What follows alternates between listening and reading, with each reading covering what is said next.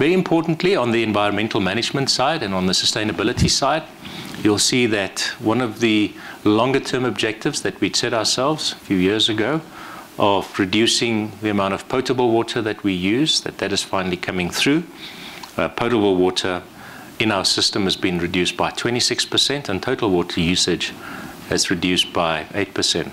And this is because of changes that we've made in infrastructure. We now have a very sophisticated and effective closed water management system. Everything goes to the Central Water Management Facility, ERPM. For the first time, we're also introducing AMD, treated AMD, into the mix, and that, of course, is assisting in reducing both the cost burden of water and also the environmental burden, in that we're not competing with users of potable water. Very little drinking water or reduced drinking water going into our system. You had a bullet points showing that you're using treated acid mine drainage water for the first time. Where's that water coming from, and can you step up the usage of it in future? At the centralized water management facility, TCTA is pumping water from our previous, the central shaft, the ERPM central shaft. That's where they've got their treatment facility. And they take it to a standard where we can introduce it into our process without ill effects. We just need to be careful about scaling.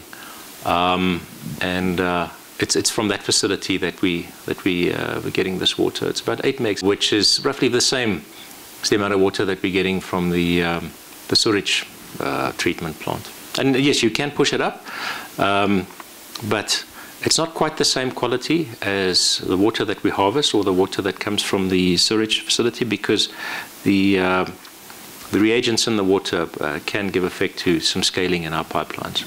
So it's good for us, and we're happy that we can use it, but we've got to just be clever about how much of it we put into our system.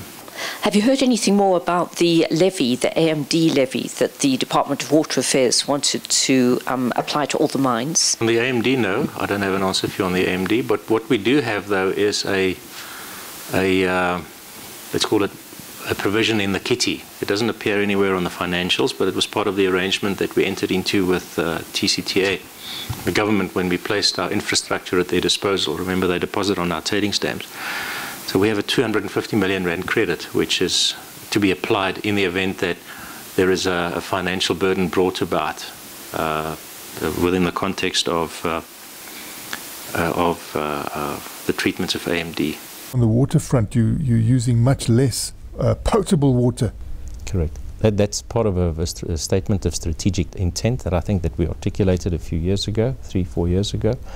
I randomly used the term 10%, and my colleagues done better than that. They brought it down by 25% this year, reduction in potable water usage, a reduction of 8% in total water usage, and that is as a consequence of a consolidated, centralized water distribution system. So nothing leaves other than through evaporation.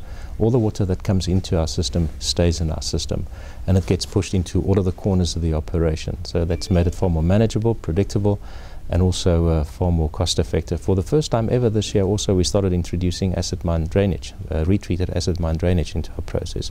So we're using both sewage water, acid mine drainage that's been retreated, as well as water that we harvest in terms of water usage licenses.